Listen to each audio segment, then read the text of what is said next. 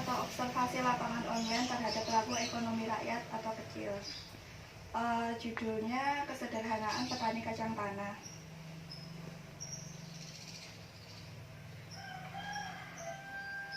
Berikut adalah materi studi kasus atau observasi lapangan online terhadap pelaku ekonomi rakyat kecil. Yang pertama, keadaan pelaku ekonomi meliputi pekerjaan, sistem produksi, penghasilan, biaya produksi, pengeluaran rumah tangga. Yang kedua, diagnosis permasalahan yang dihadapi pelaku ekonomi.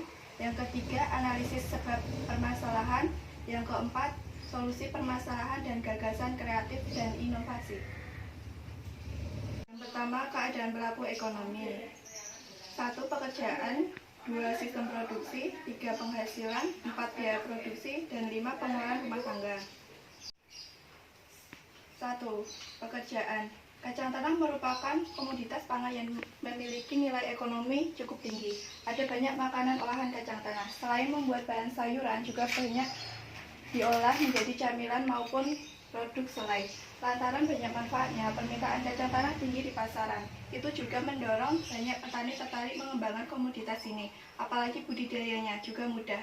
Mbak Supar adalah seorang petani kacang tanah yang tinggal di Dusun Kayin, Kelurahan Condong Catur, Kecamatan Depok, Kabupaten Sleman, Daerah Istimewa Yogyakarta. Jadi pekerjaan Mbak Supar adalah petani kacang tanah. Beliau adalah wanita tua yang sederhana dalam menyambung kehidupannya dengan menjual kacang tanah hasil panennya, dan beliau tidak mau bergantung terus-terusan kepada anak-anaknya. Pada sore hari saya berkunjung ke rumah beliau untuk mewawancarai atau observasi beliau ke lahan atau sawahnya yang telah ditanami kacang tanah. Kemudian beliau mengizinkannya dan mau untuk diwawancarai atau observasi. Keesokan harinya pada pukul 8 pagi saya dan beliau menuju ke lahan atau sawah yang dimilikinya. Mbak Supar memiliki satu petak lahan atau sawah. Ukuran lahan atau sawah yang dimiliki beliau untuk ditanami kacang tanah adalah 600 meter persegi. Yang kedua, sistem produksi. Pada sistem produksi konvensional, petani kacang tanah menurut beliau adalah saat proses penanaman bibit hingga waktu panen membutuhkan campur tangan manusia dan teknologi atau peralatan tradisional. Contoh campur tangan manusia seperti meminta tolong kepada buruh tani, dan contoh teknologi seperti traktor maupun pakai alat tradisional seperti menggunakan tenaga sapi untuk membajak. Beliau memilih traktor untuk membajak lahan atau sawah miliknya agar bisa menghasilkan kacang tanah yang maksimal dan berkualitas.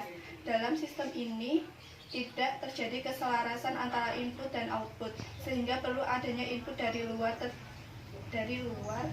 seperti benih yang berkualitas dan benih disimpan dalam kaleng kering yang tertutup rapat, pengolahan tanah yang harus sesuai dengan persyaratan tanaman kacang tanah, dan pengairan dengan cara menghubungkan aliran sungai ke lahan atau sawah. Beliau tidak memakai pestisida dalam pertaniannya, karena menurut beliau ingin hasil panennya sederhana tanpa adanya pestisida. Tanaman kacang tanah bisa tumbuh dengan baik. Pada musim panen, sekitar umur tanaman kacang tanah kurang lebih 3-4 bulan atau umur pendek, dan kurang lebih 5-6 umur panjang. Terus proses pembubutan dilakukan oleh Mbak Supar sendiri tanpa adanya buruh tani, karena beliau masih kuat sendiri dalam proses pembubutan. Ketiga, penghasilan. Penghasilan beliau adalah menjual hasil panen kacangnya tidak tentu, kadang laris kadang sepi. Hasil panen kacangnya dititipkan ke pedagang pasar yang tak lain adalah tetangganya sendiri. Hasil panen kacang tanah satu musim memperoleh 5-6 karung. Beliau dalam menjual hasil panennya tidak menjual dengan harga tinggi. Satu karung terdapat 10 kg kacang tanah. Harga 1 kg kacang tanah adalah Rp29.000, tetapi pedagang pasar yang menjual hasil panen kacang tanah milik beliau dihargai Rp24.000. Pasar yang dimaksud adalah pasar yang terkenal di kota Yogyakarta, yaitu Pasar Beringharjo. Jika hasil panen kacang tanah beliau laris bisa terjual 5-6 karung, pendapatan yang diterima beliau adalah Rp1.100.000 sampai Rp1.320.000. Dan jika seperti pendapatan yang diterima beliau kurang lebih Rp220.000 sampai Rp880.000. Bagi beliau, laris maupun sepi harus bisa menerimanya, karena pada setiap kacang tanah kualitasnya beda-beda. 4. Biaya produksi. Lahan atau sawah milik sendiri Rp0.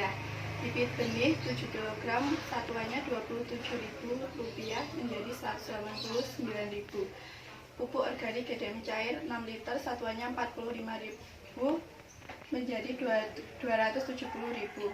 Sewa peralatan atau traktor 70.000 rupiah, pestisida 0 rupiah. Tenaga kerja, jasa pembajak sawah 1 orang HKP 1 hari kerja pria 20.000 rupiah. Jumlah hasil produksi 549.000 rupiah.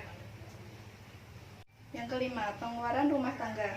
Pengeluaran rumah tangga Basupar meliputi biaya operasional 549.000, biaya listrik per bulan kurang lebih 100.000, makan per hari 25.000 dikali 30 hari atau 1 bulan 750.000, lain-lain 100.000. Jumlah pengeluaran rumah tangga tiap bulan menjadi 1.499.000 rupiah.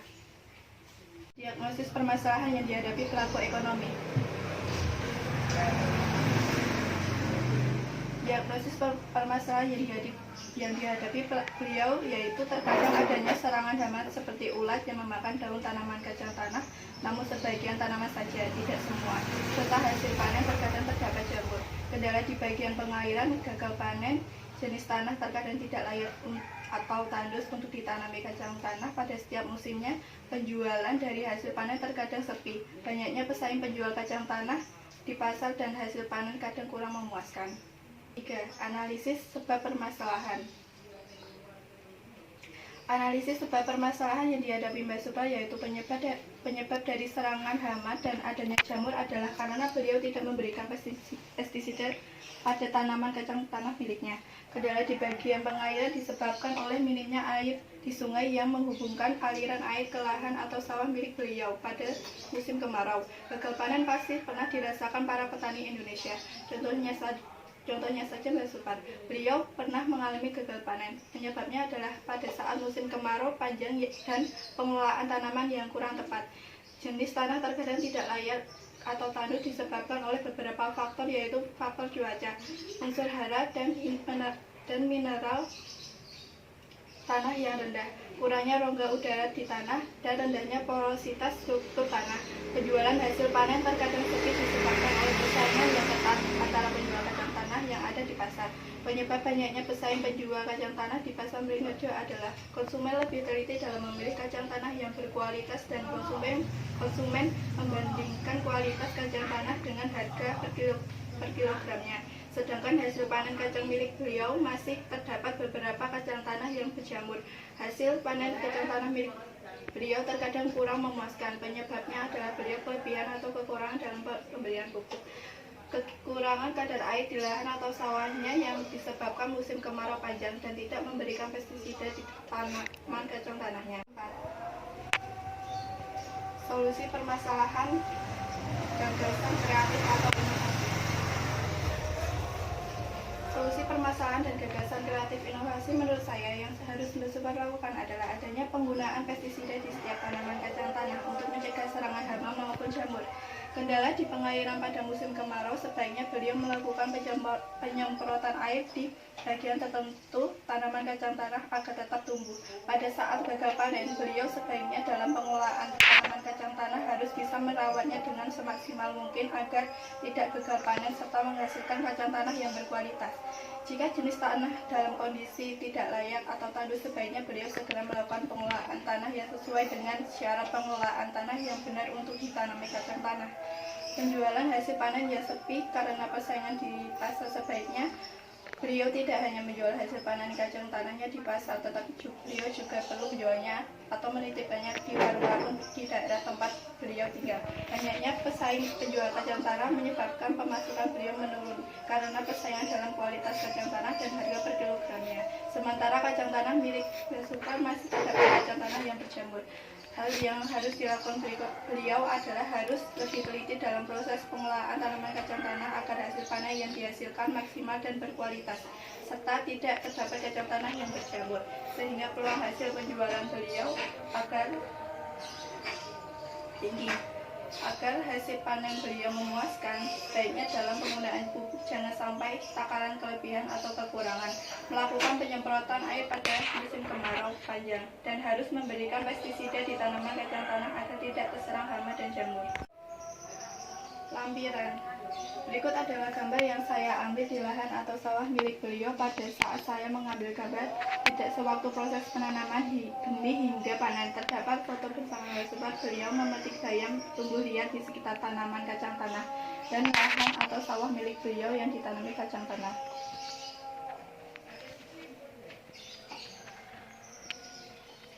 Sekian dan terima kasih.